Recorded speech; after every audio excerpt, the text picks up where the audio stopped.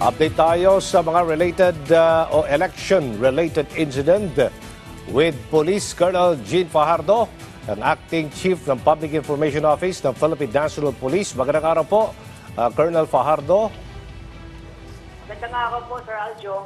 Yes, ma'am. Attorney, ano po sa ulat o ayon sa report, 22 ang inyong suspected election incidents. Ilan po sa mga ito, ma'am, ang na-verify na ninyo na may kinalaman po sa BSKE? Ito pong nalalapit na eleksyong pambarangay sa Sangguniang. Ano pong detalye nito, ma'am?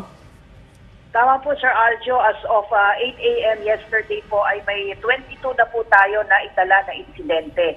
Siyam po dyan ay suspected election-related incidents. 11 po dyan ay validated na non-election-related incidents. Samantalang 2 kaso po ang validated election-related incidents po. Alright. Kumusta naman ang inyo pong pakikipag-ugnayan sa COMELEC dito, Colonel, hinggil sa 2 insidenteng inyo pong na-verify bilang election-related? Tama po, sir. Doon po sa 2 validated election-related incidents natin, particularly dyan po sa Region 5 and Bangsamoro Autonomous Region, ay nag-convene na po ang mga Regional Peace Security and Coordinating Center po nila at base po sa rekomendasyon po ng miyembro po ng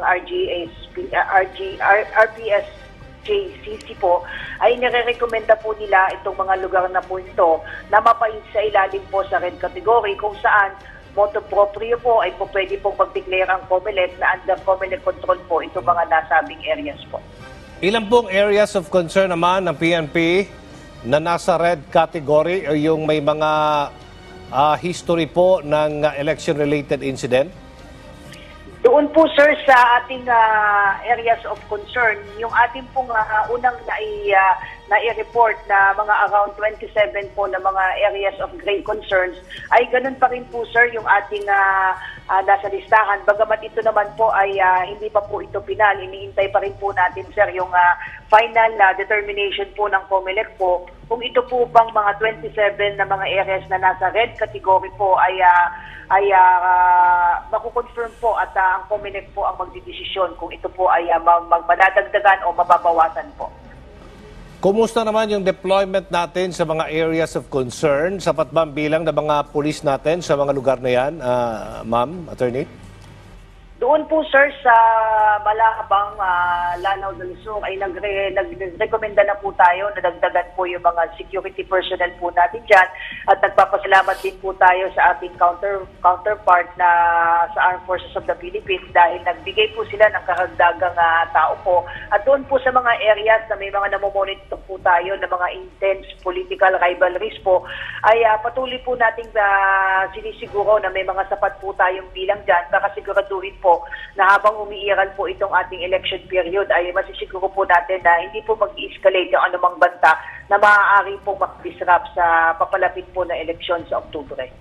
Opo. Sa kabila ng gun ban, Colonel, ano po ang mga hakbang ng PNP hinggil sa patuloy na insidente ng pamamaslang o pananakot na posibleng may kinalaman sa darating na halalan? Sa ngayon, Sir Aljo, ay dito nga sa mga nakikita natin ng mga areas na meron tayo mga security concern, ay in-intensify na po natin yung pagkandak po natin ng mga COMELEC checkpoints po natin, pati na rin po yung ating mga border control at syempre yung ating police visibility doon sa mga areas na mga engagement at doon sa mga may mga patuloy po na may mga naitatala po ng mga insidente ay sinisiguro po natin na may sapat po tayong bilang para siguraduhin yung ating mga police presence and visibility ay masusustain po natin hanggang matapos po itong election period. Alright. So, ano po yung parusa sa sino mang lalabag sa gun ban ngayong election period, ma'am? Doon po sa mga mahuhuli po for violation po ng gun ban po ay may karampatang parusa po yan, hindi lamang po doon sa violation of 10591 na kung saan may parusa po na hindi bababa po sa 6 na taon at maaaring din po silang mapatawan po ng administrative sanction na hindi na po sila mabibigyan ng privilege na mag-may-ari po at mag-safekeep po ng mga firearms, pati na rin po yung mga rehistro ng baril po nila ay mag-revoke na rin po. Kaya sana po for those na gun holders na hindi pa rin po na i-renew yung kanilang mga lisensya ay meron pa po kayong panahon para i-renew po ang inyong mga expired license ng inyong mga baril po. Right, baka meron pa kayo mga karagdagang mga paalala o mensahe, ma'am? Yes, Lalo na sir. sa mga kandidato at mga supporters ito. Go ahead po, Attorney Jean. Maraming salamat po sa pag-imbita. Muli, pinapaalala po natin, lalo-lalo na sa mga ating mga kandidato. Nagpaalala na po ang ating COMELEC, particularly doon po sa mga premature campaigning. Sana po sumunod po tayo dito at doon naman po sa mga kababayan po natin na meron po kayong na monitor at na-observe po at na-witness po na mga violation po ay ipagbigay alam niyo po kaagad yan sa pinakamalapit na police station at asahan niyo po at re-respond po ang inyong kapulisan.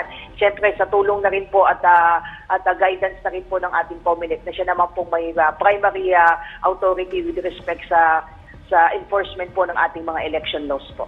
Maraming salamat, Police Colonel Jean Fajardo, Acting Chief ng Public Information Office ng PNP.